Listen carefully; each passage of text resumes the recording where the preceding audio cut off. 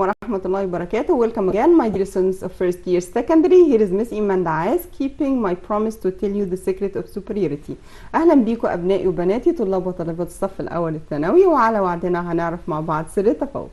Today إن شاء الله we are going to complete unit 10. إن شاء الله هنكمل جزء كام باقي من unit 10 that is the reported speech. وقلنا نيل 3 أنواع، اتكلمنا عن نوع، وإن شاء الله بعد كده هنتكلم عن بقية الأنواع في reported speech.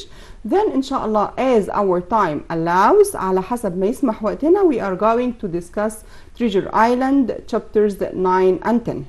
So let's start كده to wrap it up أو to cut it short عشان نختصر ونبدأ مع بعض على طول في بقية reported speech. احنا اتفقنا ان reported speech عندنا اللي هو الكلام الغير مباشر، بمعنى انه الناس بتقول كلام الناس بطريقة تانية مختلفة، او حد ما كانش موجود فانا ببلغه المسج اللي جت بطريقة طبعا غير نفس الكلمات اللي قالها الشخص. وقلنا انه عندي كذا نوع من الريبورت سبيتش، عندي الستيتمنت العاديه الجمله العاديه، وعندي الاوردر اللي هو او الانستراكشن الامر، وعندي الكويستشن.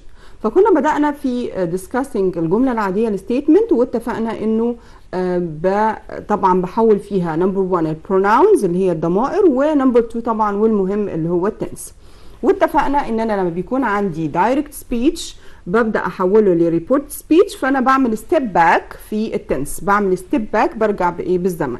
يعني انا لو عندي present simple هيبقى past simple، عندي present continuous هيبقى past continuous. طب انا عندي past اصلا simple هيبقى past perfect. اوكي، طب لو عندي past perfect خلاص ده اخر حاجه. اوكي، مش هرجع تاني. يبقى نشوف مع بعض بقى example كده، نفتكر مع بعض اول نوع من الريبورت سبيتش. نشوف كده مثلا for example لو قلت my mother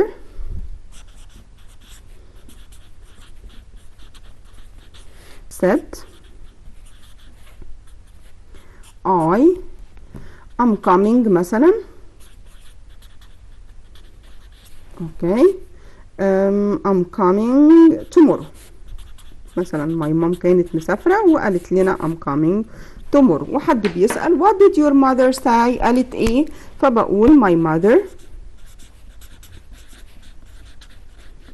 هعتبر ان هي كلمتني انا فهقول told me، ممكن اقول that وممكن ما اقولهاش على طول told me.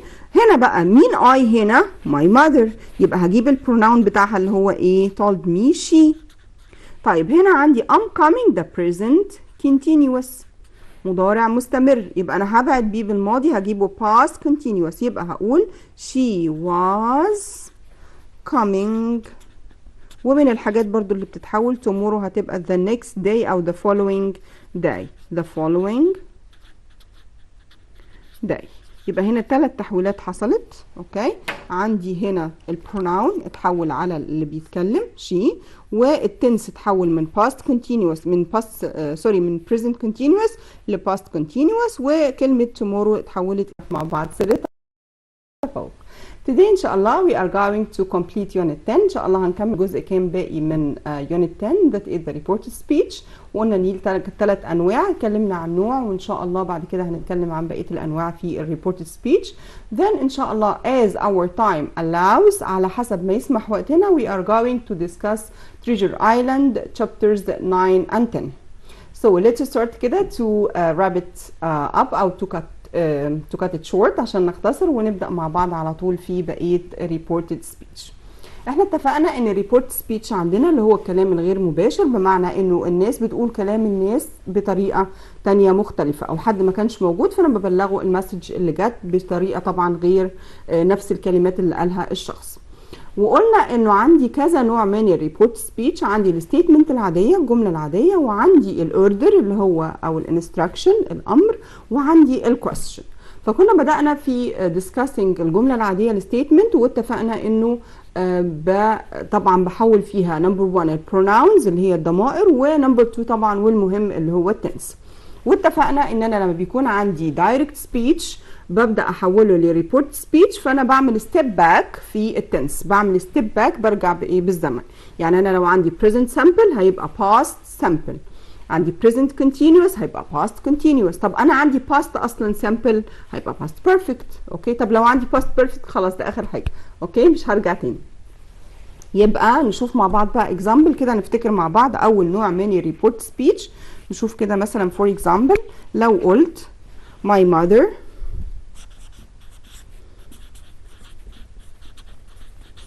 said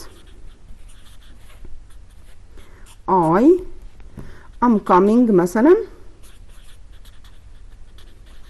okay I'm coming tomorrow مثلا. my mom كانت مسافرة وقالت لنا I'm coming tomorrow، وحد بيسأل what did your mother say، قالت ايه؟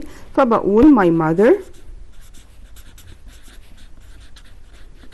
هعتبر ان هي كلمتني انا فهقول told me، ممكن اقول that وممكن ما اقولهاش على طول told me. هنا بقى مين I هنا؟ my mother، يبقى هجيب البروناون بتاعها اللي هو ايه؟ told me she. طيب هنا عندي I'm coming the present continuous مضارع مستمر، يبقى انا هبعد بيه بالماضي هجيبه past continuous، يبقى هقول she was coming. ومن الحاجات برضو اللي بتتحول tomorrow هتبقى the next day او the following day، the following day. يبقى هنا 3 تحويلات حصلت. اوكي، عندي هنا البروناون اتحول على اللي بيتكلم she، والتنس اتحول من past continuous من من present continuous ل past continuous، وكلمة tomorrow اتحولت الى the next day. انا مش مطلوب مني دلوقتي اعمل الكلام ده كله، انا مطلوب مني بس to realize، ادرك ان لما اشوف هنا told me يبقى الجملة دي على طول محولة للايه؟ للreported speech. يبقى في الحالة دي مش هقول she is coming خالص، no way، هبعد بالماضي هقول she was coming. اوكي، ولما اجي هنا هقول the following day يبقى في الحالة دي هخلي بالي ان كلمة the following او the next day يبقى دي برضو من الكيز او من الكلوز اللي بتقولي ان الجملة دي reported محولة للايه؟ للغير مباشر. يبقى this is the first type، ده اول ايه؟ اول نوع. نشوف بقى تاني نوع عندي اللي هو الاوردر او الانستراكشن. لو انا بدي ايه؟ اوردر او اوامر. لما اقول مثلا the teacher said upload your file. دلوقتي خلاص بقى التيتشرز بيدوا homework online وبيبقى مطلوب مننا طول الوقت upload your file. اوكي، your file. حد كان absent او حد ما سمعش كويس قوي التيتشر قال ايه، فبيقول what did he said، فهقول له the teacher said او told the teacher. في الحالة دي بقى التيتشر مش بيكلم شخص لوحده، فهقول told us، اكيد بيقول لنا كلنا told us. اوكي، ولو انا في حاجة بتقولي ان هو بيكلم شخص لوحده فهقول told me مثلا. اوكي، طيب هنا عندي upload، هل بقى اجيب ماضي زي ما انا متعود في الريبورت سبيتش؟ no، this is order او instruction. في الحالة دي انا مش بجيب ماضي، لا بجيب له to. اوكي، before the verb، قبل الفيرب هنا to upload. طبعا your file هنا هتبقى our file مثلا او my file. لو انا حولت دي لمي كنت قلت my file to upload my file. هنا طالما حولتها لاس يبقى told upload our file no problem. اللي يهمني ايه؟ اللي يهمني ان انا لما الاقي told والاقي عندي هنا upload ده infinitive على طول بدور على to قبله، لان this is the report speech في حالة الايه؟ الانستراكشن. طيب دايما to؟ لا، ممكن تيجي حاجة تانية. ممكن اقول مثلا he said، هو قال لنا مثلا don't be late، ما تتأخروش. اوكي، في الحالة دي برضو هقول he told us او he told me. طيب هنا عندي instruction يعني ايه؟ يعني مفيش فاعل وفعل ومفعول اللي هو ترتيب الجملة الاوردينري sentence اللي احنا متعودين عليه. اوكي، ده order او instruction. يبقى هنا في الحالة دي هجيب to not enough، مش كفايه، لان انا عندي هنا ده الانفينيتيف، عشان كده جبت له to. طب دي جمله منفيه هعمل ايه؟ هشيل don't خالص واجيب مكانها ايه؟ yes not to. في الحاله دي هجيب not to طالما دي ايه؟ دي منفيه. he told me not to be late. very simple. طب يا مس انا اعرف ازاي بقى اخد to ولا اخد not to؟ برضو according to the meaning هقرا carefully كده واشوف هو المينينج معناه انه اتاخر ولا ما تتاخرش. يبقى اكيد معناها not to be late، ما نتاخرش. so this is the second طبعا kind، ده النوع الثاني من الايه؟ من الريبورت سبيتش. طيب ناخد كده النوع الثالث. النوع الثالث عباره عن the question. دي حاجه بقى تانية مختلفه شويه في السيكونس وفي المينينج. لو انا لقيت between brackets او لو لقيت في جملتي question words اللي هي كلمه ايه؟ استفهام. like ايه مثلا؟ اعملها ازاي؟ زي ما اقول ايه مثلا؟ the police said where is your license. اوكي، انت وقفت كده والبوليس طلب منك ايه؟ your license. where is your license؟ فين الرخصة؟ ففي الحالة دي هقول the police. هل هقول said؟ ممكن اقول said وممكن احولها ل asked. ممكن اقول requested، wanted to know، عايز يعرف، طلب مني، سألني، اوكي whatever. طيب اجي بقى هنا، هل على طول اسيب يعني ابدأ بقى احول في الماضي والكلام ده؟ لا، هشوف. لو انا عندي question word صريحة اللي هي WH question اللي انا متعود عليها اللي هي where when why how long how much how، كل دي بسميها question word. دي اللي هي كلمة الايه؟ استفهام. هعمل ايه؟ حطها زي ما هي صريحة. طيب what if لو كان مثلا do you like so and so؟ لو كان مثلا yes or no question، هل برضو هنزل do زي ما هي؟ لا، في الحالة دي هستخدم مكانها whether او if. طب نشوف الاول الاكزامبل بتاعنا وبرضو هنشوف اكزامبل ب yes or no question. نشوف مع بعض. the police said where is your license؟ في الحالة دي هقول برضو where زي ما هي هتنزل. اوكي where. هنتيك كير بقى، هنا عندي دبل موفمنت، حركة دبل شوية لازم اعملها. ايه هي؟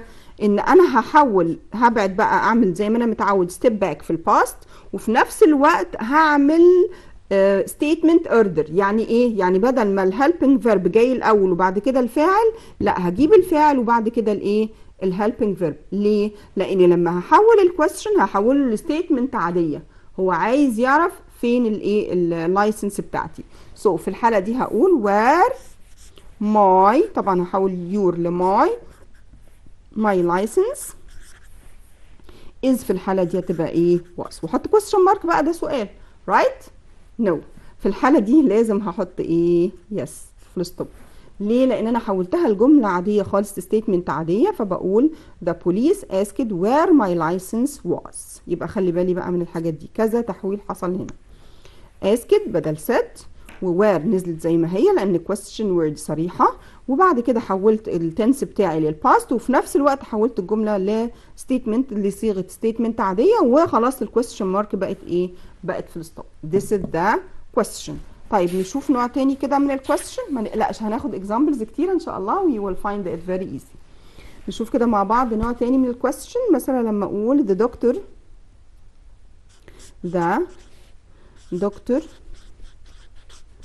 said for example مثلا are you a heavy smoker؟ لما نروح كده مثلا لدكتور وحد يكون عنده مشاكل مثلا في التنفس والحاجات دي، فبيسأله are you a heavy smoker؟ هل انت مدخن يعني شره او بتشرب يعني سموك كتير يعني؟ فهنا the doctor said، طبعا هنا are اهي واضح ان هي question، بس هنا دي yes or no question، فهبدأ احول كده تاني. هقول the doctor، ممكن اقول asked، ممكن اقول the doctor هنا wanted to know، عايز يعرف. هنا مفيش question word صريحة، يبقى في الحالة دي هقول ايه؟ if or whether بدل ايه؟ بدل question word if or whether I، طبعا you هتتحول ل I، و are هنا هعمل ايه؟ هعمل طبعا عكس السؤال، هعمله statement بالاوردر بتاعها العادية. if I بدل are you هتبقى you are، وحولها لايه؟ ل I was. if I was a heavy smoker. اوكي، وطبعا في الاخر هحط ايه؟ هحط فول ستوب عشان ما بقاش question anymore، ما بقاش ايه؟ سؤال. السؤال بيجي لي ازاي بقى؟ يقول لي مثلا if I was او was I او I are او I am. اوكي، يبقى هو التريك هنا ان انا بكون مدرك ان انا بعملها ستيتمنت عاديه وفي نفس الوقت بعمل ستيب باك بالايه؟ بالزمن. اوكي، يبقى بخلي بالي قوي في حاله الايه؟ التشويس اللي بيجي لي. اوكي، so these are طبعا if او whether whatever انا استخدمت دي صح او استخدمت دي صح، لان المعنى بيقول ايه؟ the doctor wanted to know if الدكتور عايز يعرف اذا كنت انا heavy smoker. يبقى لما بيقابلني question word بنزلها زي ما هي، لما بيقابلني yes or no question في الحالة دي لازم استخدم له if او whether. برضو هنا التريك بتيجي في ايه؟ بتيجي مثلا ممكن يقول لي الكلمة دي whether، كلنا عارفين whether هي نفس النطق بتاع weather، لكن دي بقول عليها الطقس، لكن دي weather بمعنى if، إذا. so take care. ممكن يجي التريكنج في السبيلنج، ممكن يجي التريكنج في الاوردر في السنتنس اوردر في ترتيب الجملة، ممكن يجي التريك في التنس في الايه في الزمن. whatever التريك لو احنا عملنا طبعا practice على طول حلينا اسئله كتير على الموضوع ان شاء الله you will find it very easy. لكن in this way we have explained ان عندي في 3 kinds of sentences، عندي جمله عاديه statement، وعندي order، وعندي question. اوكي نشوف كده مع بعض الاكزامبلز بقى هتوضح اكتر. هنا عندي example على statement عاديه، لما اقول she said to me I will come tomorrow. so هقول she told me that، وزي ما اتفقنا هنعمل step back بعد طبعا ما احول البروناون I على she. اوكي she، وبقى instead of will it will be would، هعمل step back بالايه بالزمن. she would come طبعا هنا tomorrow the next day او the following day. again another example she said I'm going to buy her a tablet. انا هشتري لها ايه؟ تابلت. so she هنا هقول she said that، ممكن اخلي said زي ما هي واقول she said that. she برضو حولت I على السبيكر على اللي بيتكلم اللي هو she. I'm going to buy her a tablet. يبقى هنا عملت step back بالتنس. she instead of I'm going to future ب I'm going to، لا هعمل future ب I was going to. اوكي she was going to buy her a tablet. نشوف مع بعض اهم تحويلات التنس. زي ما قلنا المره اللي فاتت البريزنت سامبل بيبقى past simple ببعد بالزمن، present continuous yes بيبقى past continuous، الباست سامبل والباست بيرفكت والبريزنت بيرفكت كل دول بيتحولوا لايه؟ بيتحولوا لباست بيرفكت. يبقى انا لما اشوف باست بيرفكت بادرك انه كان اصلا في الاصل لما اشوف في ريبورتد يا اما حاجه من ثلاثه، يا اما باست سامبل or past perfect or past perfect already او present perfect. نمبر 3 future بويل سهله خالص، will هتبقى طبعا would. future ب am or is or are going to هخلي going to زي ما هي وابدا احول am or is or are اللي هو verb to be واجيب الباست بتاعه اللي هو was or were going to برضو. طيب لو انا عندي will زي ما اتفقنا would can could shall should، ولو ان هي بقت rarely used دلوقتي ما بقتش تستخدم كتير يعني. must or have to or has to التلاتة الباست بتاعهم مجازا هقول الباست بتاعهم يعني اللي هو معنى اضطررت هو had to. اوكي يبقى انا لما يجي لي ريبورت سبيتش وادرك ان دي جمله ريبورت سبيتش مش هستخدم must ولا have to ولا has to خالص، هقول ايه had to في كل الحالات. طيب لو انا عندي could or would or might or ought to اعمل ايه؟ nothing هتفضل زي ما هي. اوكي هتفضل زي ما هي could سواء كانت direct او indirect، سواء كانت reported speech او لا هتفضل could و would و might و ought to زي ما هي ملهاش طبعا تحويل. طيب احنا اتفقنا انه change in time بيتطلب معاه كمان ال expression of time لازم تتحول. يعني انا لو لقيت عندي that evening يبقى كان اصلها this evening. طيب عندي yesterday او today بقت yesterday، يعني لو لقيت yesterday يبقى اعرف ان الجمله اصلا كانت present وكانت الجمله today، بس انا بعمل ايه؟ بعمل step back برجع للايه؟ للماضي. لو these days تبقى those days، now then، a week ago a week before، last weekend the weekend before last او the previous weekend، here there، next week the following week، طبعا tomorrow the next او the following day. usually انا هشوف ده هو ده اللي هيخليني اقول انه this is report speech، دي جمله ايه؟ report speech، هلاقيها متحوله اوريدي، لان زمان كنا الستودنتس بيبقى مطلوب منهم هم يحولوا لريبورت، دلوقتي لا بقى هو عباره عن تشويس، فلما يجي لي التشويس واشوف انه الفورم ده اعرف ان this is a report speech sentence، دي جمله محوله للايه؟ لريبورت speech. النوع التاني اللي هو الامبيراتيف زي ما اتفقنا اللي هو الامر.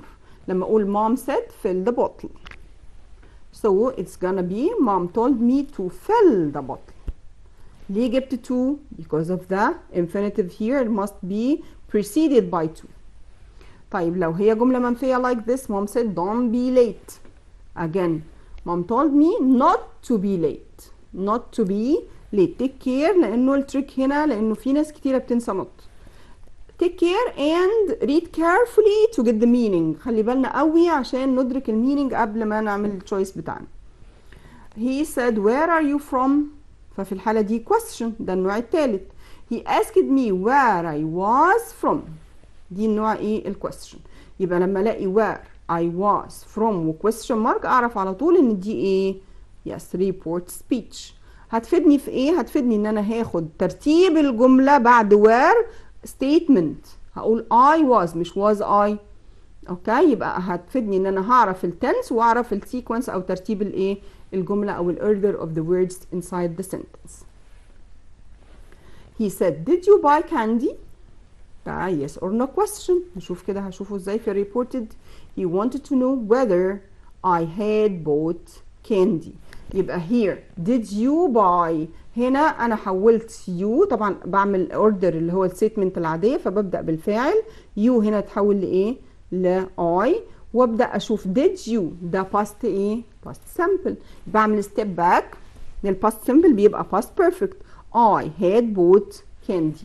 طيب whether ممكن استخدم مكانها ايه؟ ممكن اقول if. يبقى our sentence he said he wanted to know if or whether I had bought candy. Okay. He says he is a teacher. Very simple sentence. كل اللي هعمله instead of he هتبقى طبعا he says نخلي بالنا yes. This is a tricky one because the verb say هنا says. okay. ده present. في الحالة دي أنا مش هعمل تغيير للتنس. كل اللي هعمله إيه؟ هخلي الجملة زي ما هي ولو في بس ضمائر هحولها. اوكي. لو قلت مثلا I am a teacher جواها فهقول he is a teacher.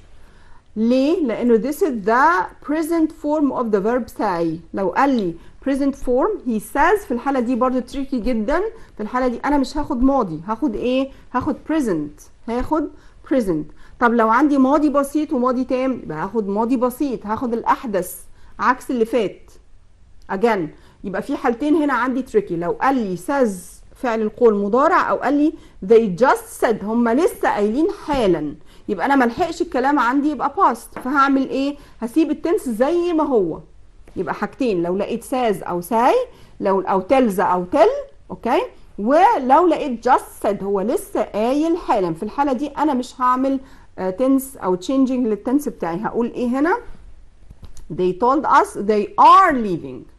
they are leaving. they are leaving. هنا we are leaving هتبقى they are leaving. ليه؟ because of the word هنا just، لأنه دي كلمة إيه؟ just said لسه قايلين حالا، أو says. يبقى نخلي بالنا قوي من التريك دي. طبعا كل ده كلام احنا قلناه قبل كده بس عشان to save your time. we usually move verb tenses are back, step back, present to past and past to past perfect. وكل ده قلناه in detail، قلناه بالتفصيل. نشوف كده بس كده كام sentence قبل ما نبدأ في chapter 9. أنا said he space lunch then. then هنا من الحاجات اللي بتتحول كان أصلها طبعا now. يبقى أكيد لما أقول now يبقى كان أصلها present continuous. يبقى أنا هدور على إيه؟ على past continuous. يبقى في حاجات بتديني كده clue إن الجملة دي reported وكان أصلها past simple. يبقى أنا مش هجيب بقى past simple. هقول إيه؟ أنا said he eat, was eating, is eating, ate lunch then. yes. هدور طبعا على الباست continuous لانه اصلها past simple. امتى اقول he is eating؟ لو كان هنا انا says. لو كان انا just said يبقى في الحاله دي هقول he is eating. نخلي بالنا قوي. read carefully each and every word in the sentence. هقرا كل كلمه وكل ايه حرف في السنتنس. it makes difference. number 2 she says جت لنا اهي. she says she space me soon. she would mail, mail, mailing, will mail. على طول يا مس طالما دي reported وسون وكده هتبقى would mail. no. أنا هنا عندي says in the present so it will be will mail زي ما هي. مش هعمل tense ايه change ولا حاجة. Number 3 he told me he had finished shopping. طيب هقول yesterday بما ان الجملة he had finished past perfect، ولا the day before، ولا the next day، ولا then. yes ده جملة past وكان اصلها yesterday لان كانت past simple، يبقى على طول التحويل بتاع yesterday هو the day before. عرفنا احنا ليه شرحنا تحويل الكلمات؟ لانه ممكن يجي لي like this in the choice. Number 3 فرح asked me when space have I traveled، had I traveled، I will travel، I had traveled.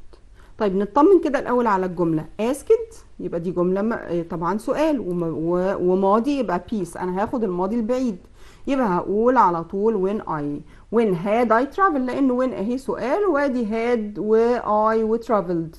no actually زي ما اتفقنا هخلي بالي من كل الستراكشر، من كل التفاصيل.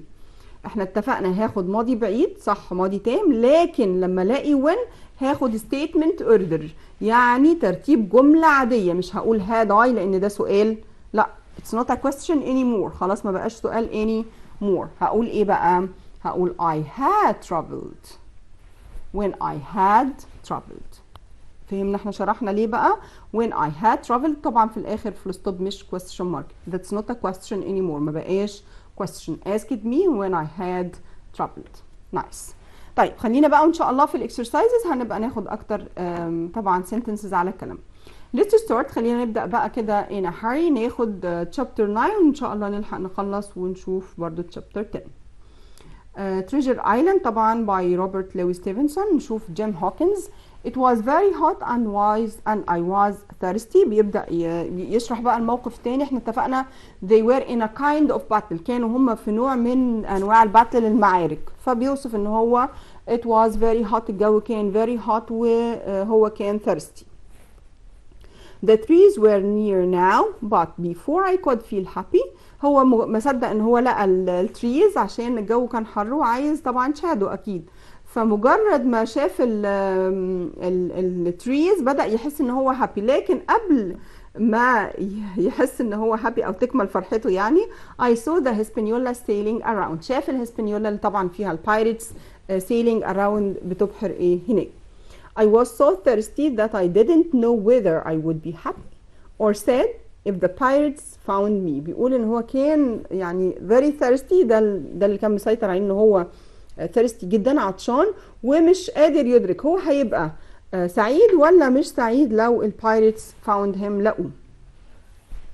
I watched the Hispaniola and saw that it went west, then it went east, then west, then stopped. بيشرح حركة الايه الهسبانيولا اللي هي الشاب طبعا.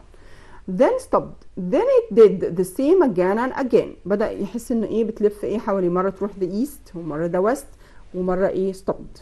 nobody was sailing it but where were the men. حاسس ان هي حركة شوية haphazardly، عشوائية، مش حد ان هو بيعمل sailing بيها، لا nobody was sailing it، هي بتتحرك بنفسها. but where were the men، لكن بدأ يسأل نفسه فين الناس اللي كانوا فيها. I thought if I could get onto the ship I could return it to Captain Smollett. بيقول ان هو في الوقت ده فكر انه لو هو قدر يدخل جوه الشيب هو اللي هيعمل سيلينج بيها ويقدر يرجعها لكابتن سمولت. I started to paddle. خدنا المرة اللي فاتت paddle اللي هو البدال، اللي هو you know the boat، اي بوت بيكون في حاجة بتساعد على السيلينج، فاللي بيساعد على السيلينج في البوت هو البادل. sometimes hitting waves but slowly getting closer to the ship. احيانا كانت الويفز بتعيقه لكن ببطء كده بدأ to getting closer، يقرب من الايه من الشب. as I got nearer، لما بقى يعني قريب شوية I saw nobody on the ship، ملقاش فعلا حد في الشب. it was so close that I could almost touch it. very close، قريبة جدا لدرجة انه ممكن to touch it.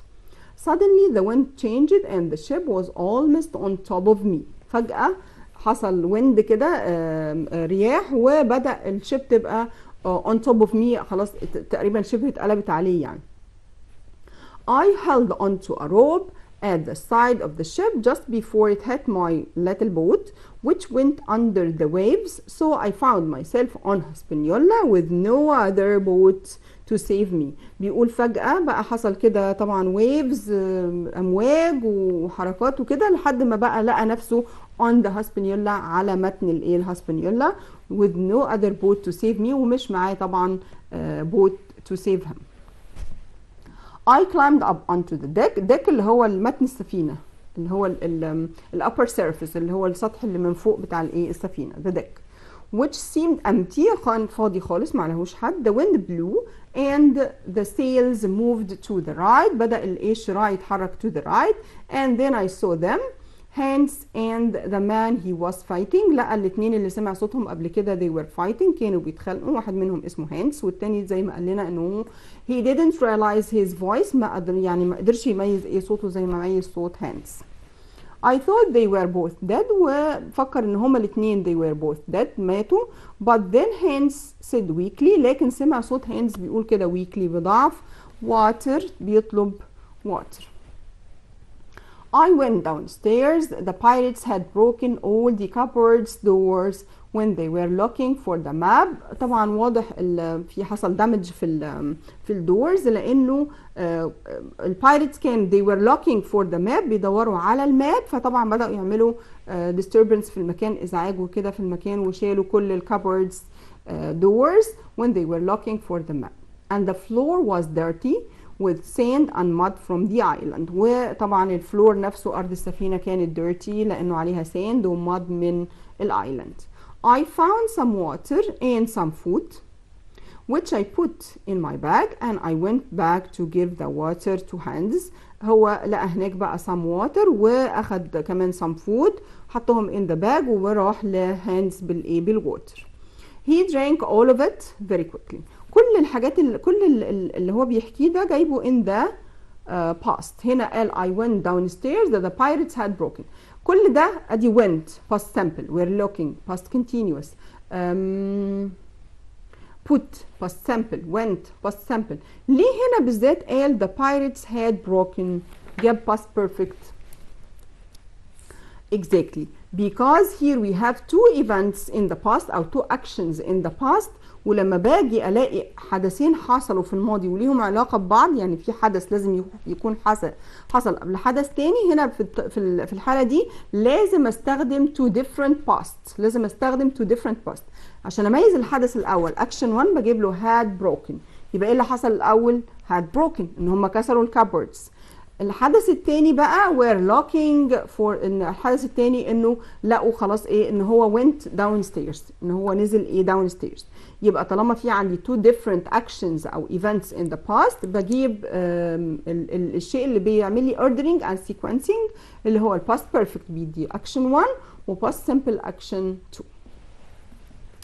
So I found كل دي طبعا زي ما اتفقنا he drank all of it شرب طبعا المية كلها very quickly. Are you hurt؟ هو بدأ يطمن عليه بقى. Are you hurt؟ I asked them. With the doctor I'll be fine. يعني لو كان في دكتور موجود أنا هكون كويس. And where have you been؟ وأنت كنت فين؟ طبعا هنا هانز اللي بيسأل جيم هوكنز.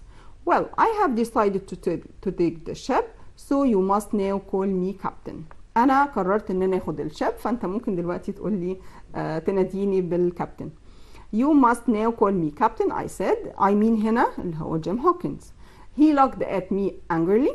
يعني بيوصف كل حاجة يعني in detail و very careful بالتفصيل كأنك شايف السين المشهد كله. He looked at me angrily بصلي كده بغضب يعني. But he also looked very ill لكن في نفس الوقت he looked very ill كان شكله برضو ill. Also Mr. Hans, we can't have this flag on the ship. I said, and then I went to take down the black pirate flag. وقال له خلاص ما نقدرش anymore نخلي البايرت فلاج دوت هو اللي ايه على الشب. Hans looked at me and then said, you will want to go to the island, won't you? Captain Hawkins, let's talk. طيب كابتن هوكنز انت اكيد دلوقتي هتبقى محتاج تروح الايه الايلاند. فوافقوا that's a great idea.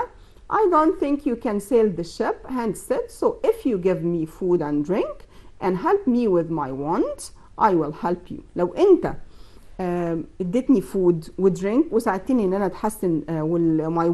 ماي وند اللي هو الجرح بتاعي، وند هي نفسها endure الجرح ايه بتاعي. I will help you. ادي if عندنا if condition type 1 الحالة الأولى ال if condition. أنا عندي if you give me ادي present simple. طب ايه اللي هيحصل؟ I will help you. لو انت اديتني so and so I will help you. دي if condition type 1 من الحاجات برضو اللي مقررة علينا this term. يبقى if condition present simple و future simple. Okay, I said, but I'm not going back to where the ship was before. We're going to the north of the island. طبعا أنا وافقت وقلت إن it's okay، لكن إحنا مش هنرجع لنفس النقطة اللي إحنا جايين منها، إحنا هنروح to the north. فقال له the north. قال له of course I'll sail the ship wherever you want to go. طبعا هو واضح إنه هانس ده someone very decisive، يعني مخادع شوية، فبيقول له خلاص اوكي انا هروح مكان ما انت عايز يعني wherever you want to go. So I agreed to him. I found a bandage to put on his wound, and I also gave him some food and some more water. He soon looked better. بدأ يساعده ويديله باند او حط له على الجرح بتاعه الباندج. الباندج اللي هو لفة اللفة اللي بتتحط على اي جرح او كده، واداله فود وواتر، وعلى طول he soon looked better بدأ يتحسن ويبقى شكله طبعا احسن يعني. He told me how to sail the ship. بدأ يعلمه ازاي او يعني يقول له يوجه الشيب ازاي. It moved quickly along the coast of the treasure island and soon we could see the rocky north of the island. بدأت طبعا تبقى قريبة من الكوست، وشافوا الروكي north of the island اللي هو الجزء الشمالي، وروكي يعني full of rocks اللي هو الصخري، الجزء الصخري من الجزيرة. I felt good. I had water and food. The only thing that worried me was Hans. بيقول انه الشيء الوحيد بس اللي كان worried him كان قلقه هو مين؟ هو هانس. كل ده فاعل، يعني دي من الحاجات الظريفة في الكتابة. The only thing that worried me، كل ده مفيش فعل خالص، كل ده فاعل. الشيء اللي مقرقني was Hans. جه بقى الفعل هنا was Hans. The only thing that worried me، فين الفعل؟ was Hans. He looked at me all the time and I knew that he was planning something. هو على طول بيبص لي طول الوقت، وحسيت ان هو he was planning something، بيخطط لشيء. We arrived near the north of the island and Hans told me how to stop the ship without an anchor. الانكر اللي هو لو بصينا كده I think ان احنا قابلناه قبل كده. الانكر اللي هو الخطاف او you know اللي هو something كده metal and very heavy that helps the ship not to move، اللي هو بيخلي السفينة ايه ثابتة وما تتحركش، اللي هو الانكر. then without an anchor علمه ازاي يخلي السفينة ما تتحركش without an anchor، بدون استخدام الهلب ده الانكر ده. then we sat down to eat، وقعدنا to eat. could you go downstairs and get me some more water he asked. طبعا هنا بدأ هانز بقى ينفذ الخطة اللي كانت في دماغه، فقال له ممكن تنزل downstairs again و get me some water، وتجيب لي some water. I didn't think for a minute that Hans was an honest man. بيقول أنا ما فكرتش للحظة إنه هو an honest man، يعني ما وثقتش فيه وما حسيتش إن هو an honest man، شخص إيه؟ أمين. He wanted me to leave the deck for a reason. أكيد هو عايز يخليني أسيب المكان ده اللي هو سطح السفينة the deck for a reason، لسبب. But I didn't know what this was. لكن أنا ما قدرتش أدرك هو إيه السبب ده. However, I also knew that Hans wasn't a clever man. So I agreed to go. لكن في نفس الوقت أنا حسيت إنه هانز هو مش honest، وفي نفس الوقت مش clever، مش ذكي أو مش ماهر أوي يعني. So I agreed to go. نزل. I went downstairs. I made a lot of noise. Then took off my shoes and went quietly to another part of the ship. يعني احنا بنتكلم دلوقتي about a 12-year-old boy، ولد عنده 12 سنة. اوكي، يعني around كده كأنه في year 6 كده عندنا اللي هو سنة 6 ولا حاجة. فهو بيقول ان هو بدأ يشك وأدرك الموقف، فعمل ايه؟ عمل a lot of noise، صوت كده كأنه هو فعلا نازل تحت. Then I took off my shoes، وبدأ take off his shoes، يقلع الشوز بتاعته ويتحرك quietly بكل هدوء to another part of the ship. where I could see him. وبدأ يتحرك لمكان تاني في الشيب، لكن مكان يخليه يقدر يشوف still seeing طبعا hands. He was moving slowly and painfully across the deck. مين؟ hands. بدأ يتحرك slowly and painfully، رغم ان هو الموضوع مؤلم بالنسبة له، لكن بدأ يتحرك slowly and painfully. Where he picked up a knife. هناك راح picked up a knife، أخذ knife. Then hid the knife in his jacket and sat down where he was. وخبى النايف في الجاكيت بتاعه و sat down where he was، رجع تاني مكانه اللي كان فيه. Now I knew that he could move. دلوقتي أنا أدركت إن هو he could move، بيقدر يتحرك. That he had a weapon، وكمان معاه weapon اللي هو سلاح. And that he planned to hurt me، وإنه مخطط to hurt me، يأذيني. I didn't know what he planned to do after that، لكن أنا مش مدرك بالظبط هو مخطط لإيه بعد كده. But I know that he couldn't hurt me until the ship stopped. لكن أنا مدرك إن هو مش هيقدر يأذيني لحد ما السفينة إيه تقف. In a safe place near the island، لأن هو صحيح هو dishonest مش أمين، لكن في نفس الوقت he's still weak، هو لسه still weak ومش هيقدر يسيطر على السفينة by his own. So هو فكر كده وأدرك الموقف إنه he is going to hurt me but not now. هو هيأذيني بس مش دلوقتي. I went back downstairs. بيحكي بيقول ان هو نزل تاني downstairs. put on my shoes. لبس بقى الشوز بتاعته كأنه لسه طالع من الايه من ال downstairs. And returned with a bottle of water. Hans was sitting quietly and took the bottle without saying thank you. أخذ البوتل من غير حتى ما يقول thank you. Then he said, look, the wind has changed. If we move the ship now, we'll be safe. يعني شوف خلاص الويند بدأت يتغير الاتجاه، ولو اتحركنا دلوقتي بالسفينة it will be safe، هنكون في أمان.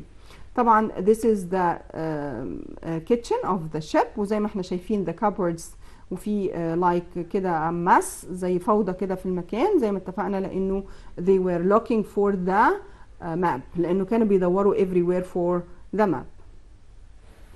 We had only 2 miles to go to the shore. احنا قدامنا 2 miles عشان نوصل للشور الشاطئ.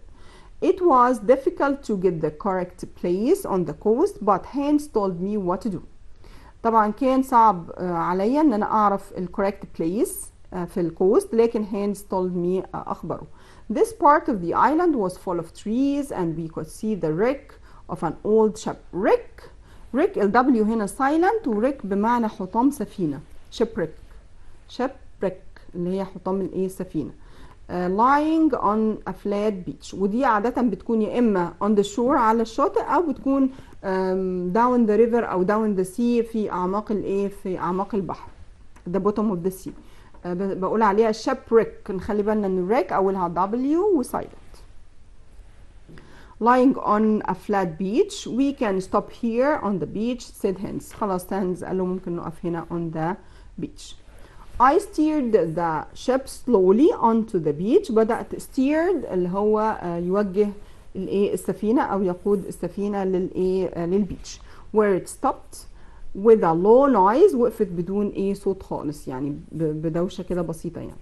I was so excited to arrive back to the island that I forgot to watch Hans. من السعادة أنا نسيت إن أنا أفضل مراقب مين Hans، لأن هو كان مبسوط إن هو وصل للايه للآيلاند. I suddenly turned around. فجأة بيلتفت and there he was. هناك بقى لقاه standing with a knife in his hand. لقاه واقف وماسك الايه النايف in his hand. طبعا هنا standing بتوصف حالته standing now. Okay. Where there he was standing with a knife. واقف بإيه؟ بنايف. I cried out and jumped at me. He jumped at me. طبعا هو بدأ يصرخ جيم هوكنز، والتاني jumped at him. I moved quickly to one side and he fell on the deck. هو بسرعة اتحرك طبعا لأنه هو more healthier than Hans. قدر ان هو يتحرك بسرعة في جانب تاني من السفينة، و Hans fell on the deck.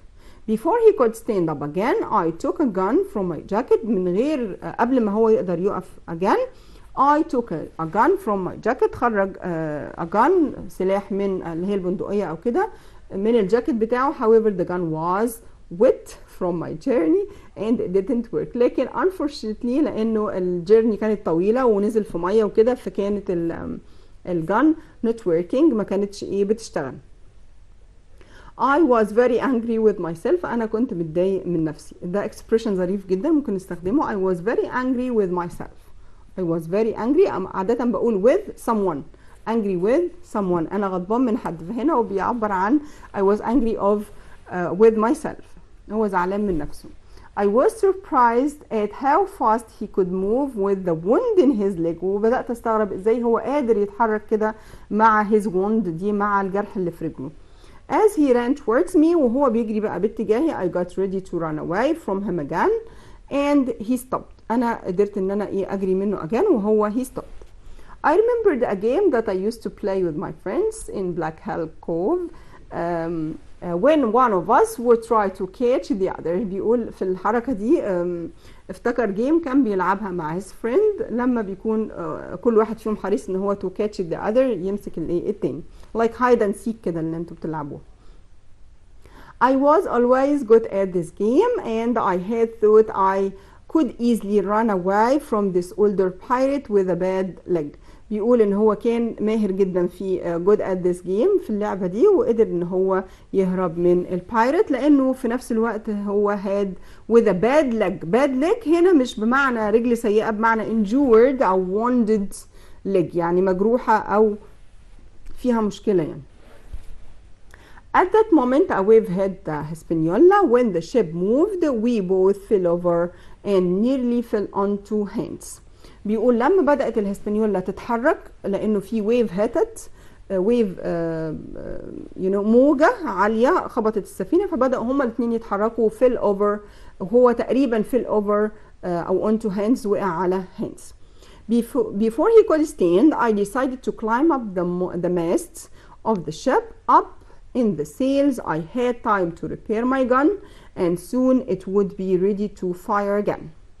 بيقول ان هو قرر ان هو يطلع كلايم اب على الماست اللي هو زي ما قلنا شراع السفينه ماست. هناك على الماست بدأ كان عنده وقت to repair his gun يصلح his gun ويبدأ ايه يستعمله. Hans look up at me and saw my plan. Hans رفع عينيه وشافه هو الخطه بتاعته. He too started to climb the sails. بدأ Hans هو كمان يتسلق السيلز but he could only climb slowly because of his bad leg لأنه هو عنده injury أو wound في رجله فطبعا بيتحرك very slowly. Before he was near me I had the gun ready. أنا كنت جهزت الجن. If you come any closer وبدأ يهدده لو أنت if you come any closer Mr. Hand you will be dead again if condition type 1. If you come closer any closer لو انت قربت اكتر you will be dead هتكون هتتقتل او هتموت يعني. So here come هنا present simple وادي present future simple future will be. He stopped and I could see he was thinking about what he could do. You're clever Jim Hawkins he said. You've won انت فزت لان هو على طول استخدم الجن بتاعه و طبعا يعني he started to laugh thinking I was clever when suddenly he threw something at me. His knife flew through the air and hit me in the shoulder. رغم الجرح اللي عنده لكن هو قدر ان هو يحدف النايف ويجرحه في الشولدر بتاعه في كتفه. I was so surprised without knowing how my gun fired. وهو اتفاجئ هو نفسه ان الجن بتاعته بدأت تشتغل و fired. Hands gave a cry and fell down وكده قتل Hands so he is the winner. This is all time allows for today. Thank you so much for watching. Here's Miss Amanda greeting you and goodbye.